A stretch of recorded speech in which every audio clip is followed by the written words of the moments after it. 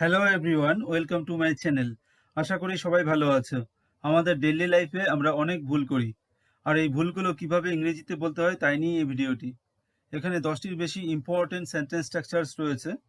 আজ আমরা শিখব, তারই এক ঝলক এখানে দেখে নাও। আমরা বাংলা বাক্যে বলি হয়তো ভুলে গেছি বা ভুলে গেছে বা ভুলে গেছো। যেমন উদাহরণ হিসেবে দেখো, সে হয়তো দরজায় তালা দিতে ভুলে গেছে। এবার সে কিছুতেই মনে করতে পারছে না সে দিয়েছে কিনা তালা।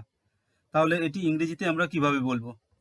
এরপর দেখো, ভুলবশত যখন আমরা কিছু করি। উদাহরণস্বরূপ দেখো একটি বাক্য, সে ভুলবশত তোমার জায়গায় এসেছিল, অর্থাৎ তার আসার কথা ছিল না। তেমনি বাক্যে যখন তাকে ভুল করে ফেলেছি বা ভুল করে ফেলেছ।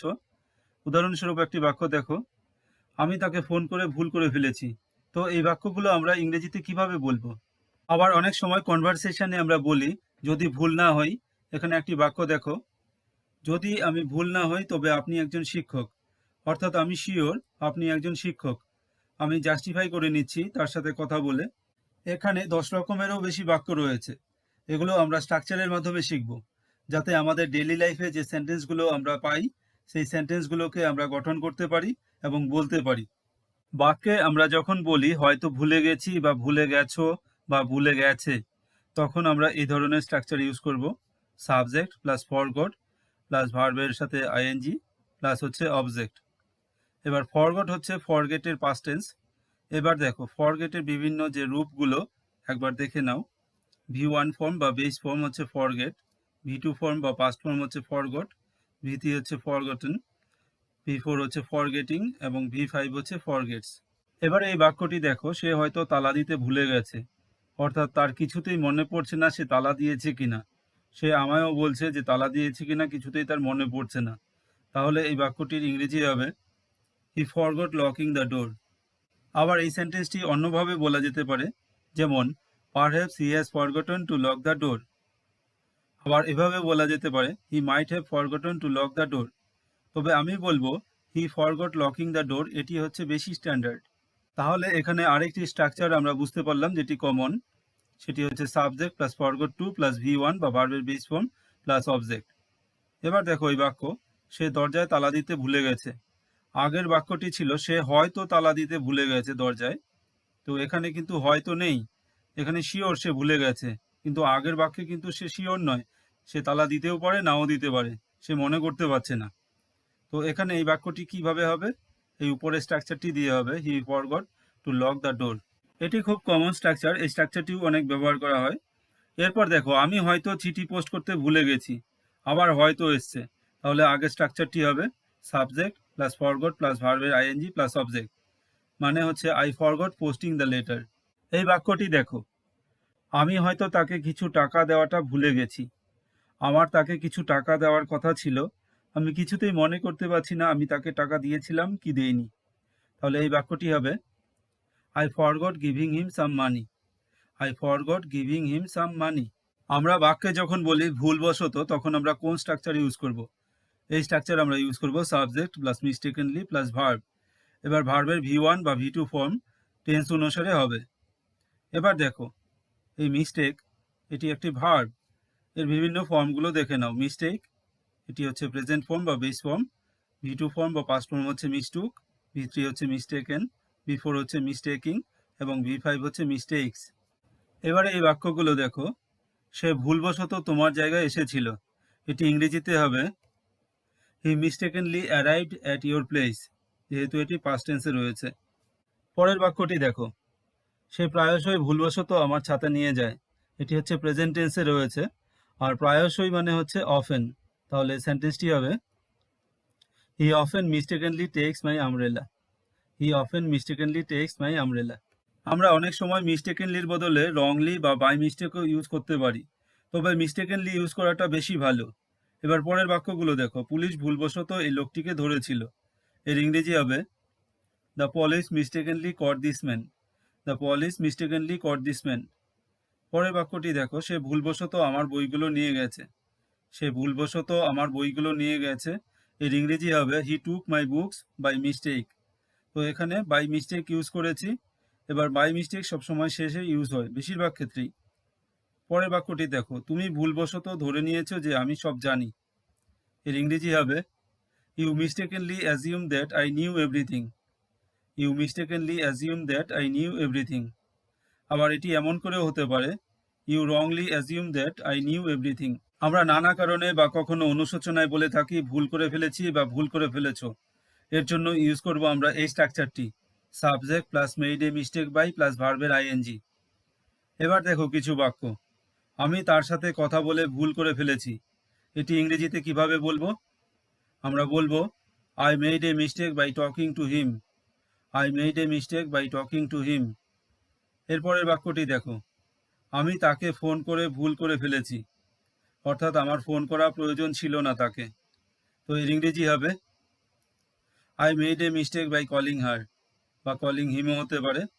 এরপর দেখো, সে আমাকে একটি উপহার দিয়ে ভুল করে ফেলেছে। এর ইংরেজি হবে she or he made a mistake by giving me a gift. আমরা যখন কোনো আলোচনায় থাকি এবং মোটামুটি 100% শিওর থাকি, তখন আমরা এমন করে বলি আমি যদি ভুল না হই বা আমি যদি ভুল না করি। এবার এর জন্য আমরা ইউজ করব if I am not mistaken. এই ফ্রেজটি সেন্টেন্সের আগে বা পরে জুড়ে দেব। তো অনেক ক্ষেত্রে মিস্টেকেনের বদলে রংও ইউজ করা যেতে পারে। এবার দেখো কিছু বাক্য। আমি যদি ভুল না হই বা করি, সে তোমার সন্তান। এর ইংরেজি হবে if I am not mistaken or wrong, he is your child. If I am not mistaken or wrong, he is your child. আরও কিছু উদাহরণ দেখো। আমি যদি ভুল না হই তবে আপনি একজন শিক্ষক। এর ইংরেজি হবে if I am not mistaken you are a teacher. If I am not mistaken you are a teacher. সে ভালো ছাত্রী যদি আমি ভুল না করি। এর ইংরেজি হবে she is a good student if I am not mistaken. এখানে if I am not mistaken শেষে ইউজ করা হয়েছে। এখানে দেখো আরেকটি sentence structure, you must be mistaken last sentence. এবার ইউ মাস্ট বি মিস্টেকেন মানে আপনি অবশ্যই ভুল করছেন বা তুমি অবশ্যই ভুল করছো। এবার দেখো একটি বাক্য, আপনি অবশ্যই ভুল করছেন, আমি সেই ছেলে নই। এর ইংরেজি হবে you must be mistaken I am not that boy. You must be mistaken এই ফ্রেজটি কিন্তু সেন্টেন্সের শুরুতেও হতে পারে বা সেন্টেন্সের শেষেও হতে পারে। এবারে দেখো একটি বাক্য, আপনি যদি মনে করেন যে আপনি আমাকে বুঝতে পেরেছেন, তাহলে আপনি অবশ্যই ভুল করেছেন। এই সেন্টেন্সটি কিভাবে হবে দেখো, if you think you have understood me, you must be mistaken. আমরা অনেক ক্ষেত্রেই বলি ভুল করে এটা করো না, ওটা করো না। তখন আমরা কোন স্ট্রাকচার ইউজ করব?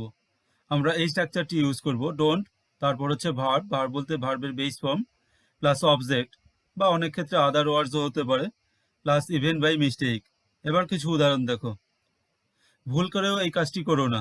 এর ইংরেজি হবে don't do this even by mistake. Don't do this even by mistake. ভুল করেও আমার পোশাক পরো না। এর ইংরেজি হবে don't put on my clothes even by mistake. Don't put on my clothes even by mistake. ভুল করেও খারাপ কথা বলো না।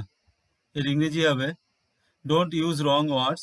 খারাপ কথার ক্ষেত্রে কিন্তু রং ওয়ার্ডস বলা হয়। Don't use wrong words even by mistake. ভুল করেও তাকে সত্যটি বলবে না। ভুল করেও তাকে সত্যটি বলবে না। এর ইংরেজি হচ্ছে don't tell him the truth even by mistake. Don't tell him the truth even by mistake. অতীতের কিছু ঘটনা আমাদের মনে এমনভাবে গেঁথে থাকে যে আমরা কখনোই ভুলতে পারি না। তখন আমরা কোন স্ট্রাকচার ইউজ করব? আই উইল নেভার ফরগেট, তারপর হচ্ছে ভার্বের আইএনজি। উদাহরণ হিসেবে দেখো, আমি আমার সন্তানকে প্রথমবার দেখার কথা কখনোই ভুলব না। এর ইংরেজি হবে I will never forget seeing my child first time. তেমনি আরেকটি উদাহরণ দেখো, বাহুবলী সিনেমা দেখার কথা আমি কখনোই ভুলব না। এর ইংরেজি হবে I will never forget watching the movie Baahubali. আর মুভির বদলে কিন্তু সিনেমাও দিতে পারি, I will never forget watching the cinema Baahubali. তবে এই স্ট্রাকচার কিছুটা চেঞ্জ করেও হতে পারে। এই বাক্যটির ক্ষেত্রে দেখো, আপনার দেওয়া সমস্ত নির্দেশনা আমি কখনোই ভুলব না। এর ইংরেজি হবে I will never forget all the guidance you gave. যখন কিছু ভুল আছে বা ছিল বোঝানো হয়, তখন এই স্ট্রাকচারটি ফলো করব। দেয়ার ইজ বা দেয়ার আর প্রেজেন্ট টেন্সে, এবং ওয়াজ এবং ওয়ার হচ্ছে পাস্ট টেন্সে। এবার সিঙ্গুলার বা প্লুরালের জন্য ব্যবহার হবে। এরপর হচ্ছে মিস্টেক। এবার মিস্টেকের কিন্তু সিঙ্গুলার বা প্লুরাল হতে পারে, কারণ মিস্টেক এখানে নাউন।